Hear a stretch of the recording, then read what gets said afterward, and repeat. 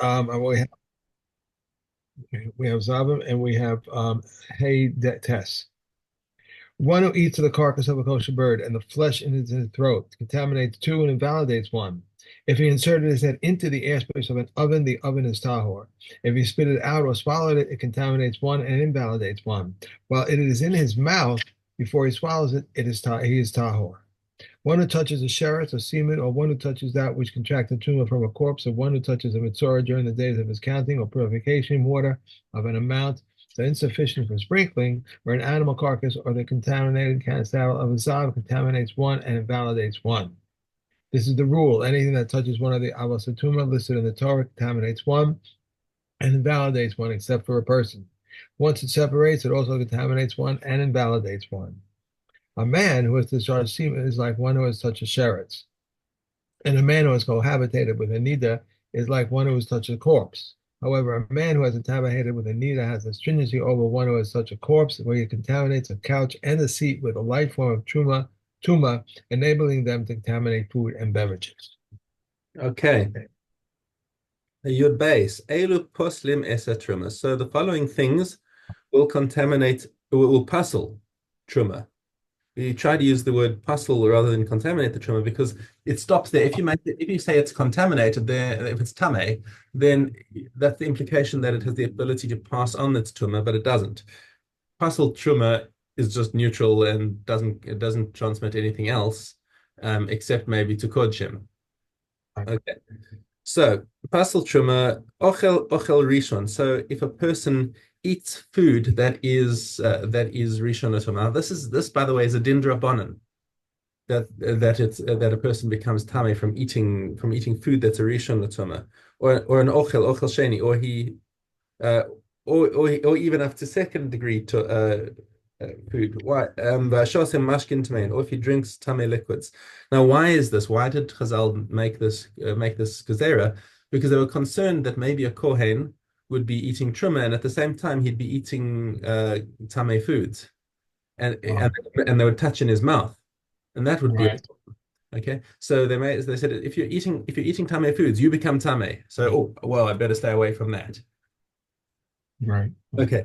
Baba Rosha Varubo b'mayim she'uvin. Or if he puts his head and the majority of his body into drawn water. The origin of this one is that the mikvahs typically would be somewhere in a cave or like they didn't have these nice fancy tiled mikvahs that we have. So the water's been sitting there a long time with no filtration system, so it's pretty murky.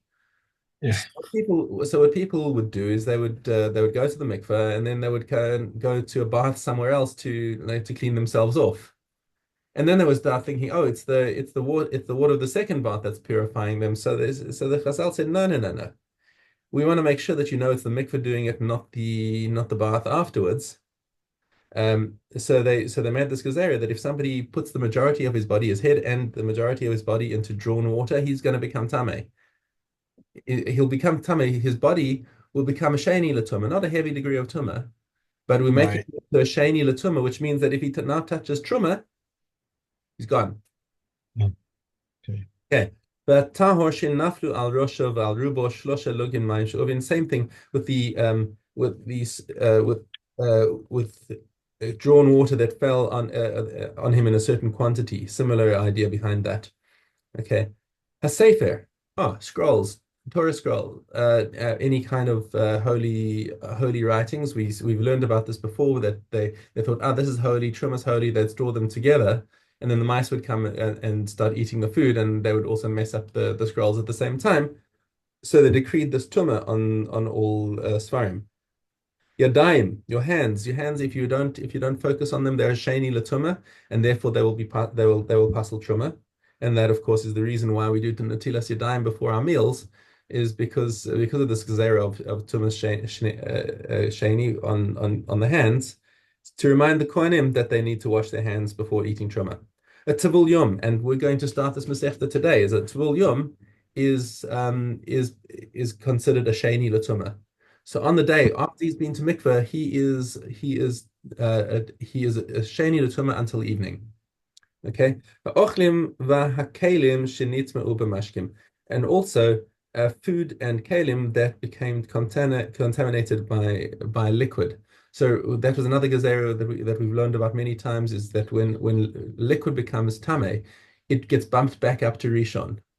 So if it lands on a kli, then the kli becomes uh, then the kli becomes a rishon as well, and any food that was in it becomes a sheni. And if that food that was inside that kli touches a truma, it will be pasul.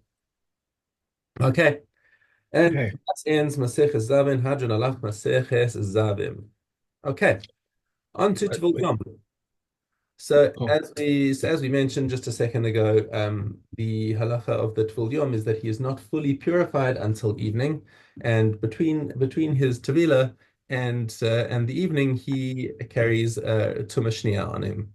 Okay, and the Masechta opens with a discussion of how that tumah is transmitted, which is you'll see an interesting distinction between that and other forms of tumah. So first Mishnah says, "Ham mechanes chalos al menas lahafresh." So a person made a tray of bread, of truma bread, basically. It's of truma loaves that were put into the oven that he was intending to make into bread rolls. Okay, and he was intending always to break them apart. And in the oven, they rose and bit into each other. So now you've got this big tray of all these things that are touching each other.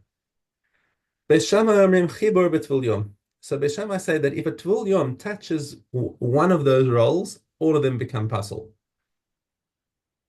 Okay. Beis Hillel omrim eno chibur. Only the one that he touched becomes pasul. Since the intention was always that they were going to be separated, only the one that he touched it becomes pasul, and everything else remains tahor. Okay. Eno chibur. Mikratzos noshchos zobazo. V'kikaros noshchos zobazo. I'm not sure what's the difference between these cases. Maybe you can just tell me what's your translation say, but the difference between chalos and mikratzos and it's kikaros. it just says slices of dough that cling to one another or loaves that cling to one another. If one baked them a flat cake on top of another flat cake and they became stacked together before they formed a crust in the oven. That's what it's talking saying. Okay, so all of these things what's the common thing between them is that there are separate entities that are being put together, and they haven't yet been right, this before they've actually formed a crust in the oven. Mm, The kolis shel mayim hamachulcheles, or like a bit of froth from the water that's in a cooking dish. So the froth is not it's not really water. If it was considered water, it would be so the question is it a connection to the rest of the food? Rosichas yeah. grisim, if you're cooking beans or like a porridge, shall pol rishona, Retzichas yain chadash, or the froth that forms on top of wine while it's fermenting. Okay, so now the question is going to be: a tevul yom touches one of these extended bits of the food or drink or whatever. Does it connect to the original? Rabbi Yehuda Omer, Afshel Orez, and Rabbi Yehuda includes Right. rice as well as the bean stew. But Shammai Omrim Chibur b'Tful Yom. As we said at the beginning of the Mishnah, they say anything here is a connection. But Hillel Omrim Eino Chibur. All of these things are not a chibur. Only the part where he touches becomes pasul, and nothing else. Modim b'shar kol atumos. However, they agree that with other sources of tumah, not a tvul yom. So, for example, a sheretz, a balkeri, anyone else that touches one of these things, ben kalos ben chamoris. It doesn't matter whether that you're talking about an avatuma or a rishon tumah. All of them transmit tumah to the entire body. Except Okay, to tell you. so except the Tvul Yom, because the Tvul Yom is a much lower level of tumah. He's only on a second degree. So Beis Hillel say that this only puzzles the section that he touches, nowhere else. Okay. Um, the Mishnah base is the exact counterpart to Mishnah Aleph. Amechanes chalos al menashe lo lafresh. if he made all these rolls and he was intending to keep them stuck together, ha'ofeh chametza al gabe chametza mishikarma v'tamar, or if he bakes a chametza is what like A uh, flat cake. the flat cakes on top of flat cakes after they've already formed a crust in the oven. Kolis shel mayim she'eino mechulcheles, or the froth that comes up, which is not hollow underneath it. It's in other words, there's a direct connection to the food. Sichach skrisin shel pul shnia, or the froth of the bean porridge, shel pul shnia. Well, that's the second. The second sicha. I'm not sure what the difference is between the first and the second. Um, or sichas yain yashan, or the froth that's from old wine, not from the newly fermenting wine. Shall Old shemen. wine. You Hmm? have old wine. I have here the froth of old wine and the froth of oil. And the froth of oil, yes. So the froth of any kind of oil. Okay. Shall adashim, all of lentils, and Rabbi Yehuda mer af shel tofach. Um, well, I think which is a kind of a bean or it's a pea. good porridge. They're calling it the grass pea, but in parentheses it has porridge. Okay. So in all these cases, there's a much stronger connection between the extended bit.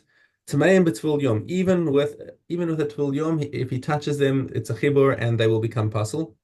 Ve'en tzarich lomar b'chol hatumas, and kal v'chomer, any other sources of tumah. So once they were already conceding that in Mishnah Aleph that other four sources of tumah are going to treat it as a connection, and these things which are a stronger form of connection for sure will be connected by other tumah. Okay, that's it. Let's go back Right. to Zavim. And, we have base. We examine a zav in 7 ways before he can find tame as a zav for food, for drink, for carrying a load, for jumping, for illness, for sight, and for thought, regardless of whether he thought before he saw or he saw before he thought. Rabbi Yehuda says even if he saw a pair of domesticated animals, wild animals, or fowl engaged in relations with each other, and even if they saw a woman's colorful garments. Rabbi Akiva says even if he ate any food, whether bad or good, or drank any liquid, they said to Rabbi Akiva, if so, there will never be Zavim from now on. And Rabbi Akiva said to them, you are not responsible for Zavim. Once he is confirmed as a Zav, we do not examine him. A confirmed Zav's mishap and his doubt and his semen are tummy because the matter has legs to stand on. After he had one admission, we examine him. After the second admission, we examine him. But after the third admission, we do not examine him. And Reb Eliezer says, even after the third admission, we examine him on account of the offering. Someone who has a seminal admission does not become tummy through a Zav admission for the following 24 hours. Rabbi Yosef says only that day. Regarding a non-Jew who had a seminal admission and then converted, he can immediately become tummy through a Zav. Regarding a woman who has a discharge of blood and a woman who has a difficult labor, a 24-hour period, and regarding the day or 2 days for someone who strikes his slaves, it is a 24-hour period.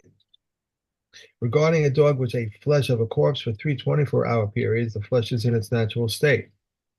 Dalit. A zav contaminates a couch in one of 5 ways, rendering the couch able to contaminate a man to contaminate his clothing by the zav standing on it, sitting on it, lying on it, hanging on it, or leaning on it.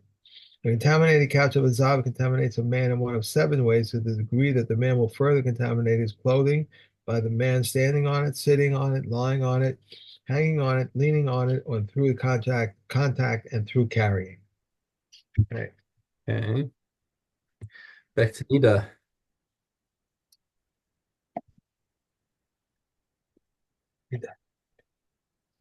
A woman who experiences a discharge when burned Bain Hamashes on the 11th day of her Ziva period, either at the beginning of the Nida period or at the end of the Nida period, or at the beginning of the Ziva period, at the end of the Ziva period, or on the 40th day for a male, or on the 80th day for a female, and all these discharges occur during Bain Hashmashes, these women are confused. But Yeshua said, before you rectify the foolish ones, rectify the competent one. Um, Okay. The blood of a neither and the flesh of a corpse convey tumor when they are moist, and they convey tumor when they are dry. But a ziva emission, the phlegm of a zav, saliva of a zav, a sheretz, an animal carcass, and semen convey tumor when they are moist, but do not convey tumor when they are dry. But if they can be soaked in water and revert back to the way they were, they convey tumor when they are wet, and they convey tumor when they are dry. And for how long must they be soaked? In warm water for 24 hours. Rabbi Yossi says regarding dry flesh of a corpse that cannot be soaked and revert back to what it was, it is tahor. Regarding a sheretz that was found in an alley, it remembers Taharos Tame retroactively until one can say, I checked this alley and there was no sheretz in it, or until the time the alley was last swept. Similarly, with regard to blood stains that were found on a tunic, it conveys tuma retroactively until about the time which one can say, I checked this tunic and it did not have a blood stain on it, or until the time it was last laundered. And it conveys tuma whether it is wet or dry. Reb Shimon says, one that is dry conveys tumor retroactively, but one that is wet conveys tumor retroactively only until the time that it could revert back to being wet. Okay. Okay. Oh, yeah. And we have para. Yeah. If someone fills one hand and performs a different activity with his other hand, or he fills for himself and for another, or he fills two people simultaneously, both are disqualified for a different activity and validates during the filling, whether it is for himself or for somebody else. If someone sanctifies the water with one hand, performs a different activity with his other hand, if it is for himself, it's disqualified, but for someone else, it's valid. If someone sanctifies for himself and for someone else, he is disqualified, but the water of the other person is valid. And if someone sanctifies water for two people at once, both are valid. Sanctify for me, and then I will sanctify for you. The first one is valid. Fill for me, and then I will fill for you. The last one is valid. Sanctify for me, and then I will fill for you. Both are valid. Fill for me, and then I will sanctify for you. Both are disqualified. Okay. And Tamura. Um, Zion Beit. There are laws pertaining to items consecrated for temple upkeep that are not applicable to items consecrated to the altar as follows. Unspecified consecrations are assumed to be for temple upkeep. Temple upkeep sanctity takes effect upon all things, and we transgress Me'ilah for benefiting from that which grows from them. And there is in them no benefit for the Kohanim. Concerning both altar consecrations and temple upkeep consecrations, we cannot change them from one sanctity to another. However, we may consecrate them with a consecration of appraisal, and we may make them the object of a cherem vow. And if they died, they must be buried. But Shimon says, in regard to animals consecrated for the upkeep of the temple, if they died, they may be redeemed. And these are the things that are buried if a consecrated animal aborted a fetus. The aborted fetus is buried. If it's charged as an afterbirth, the afterbirth is buried. And so it is the ox that is stoned and the capicated calf, and the birds of Metzora, and the hair of a Nazir, and the first donkey, and meat with milk and coolant animals that were slaughtered in the temple courtyard. But Shimon says coolant animals that were slaughtered in the temple courtyard must be burned, and so too a kaya that was slaughtered in the temple courtyard. And Hey, these are the things. that's That's it. it. What are Yo. we doing? We're doing what are we doing after tomorrow? Because we're going to finish that After tomorrow. right, after tomorrow is Christmas. Jesus. Okay. Okay. Okay. Gimel base. If one spills water in a public domain and someone else is injured by it, he's liable for his injury. If one hides thorns or glass, or if one makes a fence of thorns, or a fence that fell into a public domain and others are injured by them, he is liable for their injury. If one puts out his straw or his stubble into a public domain to become fertilizer and someone else is injured by it, he is liable for his injury. And whoever seizes it acquires it. Rabbi Shimon ben Gamliel says all who litter the public domain and cause damage are liable to pay, and whoever seizes them first acquires them. If one turns over dung in a public domain and someone else is injured by it, he is liable for his injury. If two potters were walking one after the other, and the first one stumbled and fell, the second one stumbled over the first one is liable for the injuries of the second one. Hey, If the that's last, Ireland. how does one sound? How does one extend the towns? A house is recessed for a house is recessed, or a house protrudes, or a tower is recessed, or a tower protrudes. There are ruins 10 feet high, or bridges and mausoleums in which there is a dwelling. They extend the boundary opposite them, and they make it a square table so that one can gain the corners. If we grant the carpus to a town, these are the words of a mayor, but the town can come and say they did not say the rule of carpus, except for two towns. If one has 70 cubits in a fraction, and one has 70 cubits in a fraction, the carpus is granted to two of them to become as one. Similarly, these villages form a triangle. If they are 141 and third cubits between the two outer ones, the middle one causes all three of them to become as one.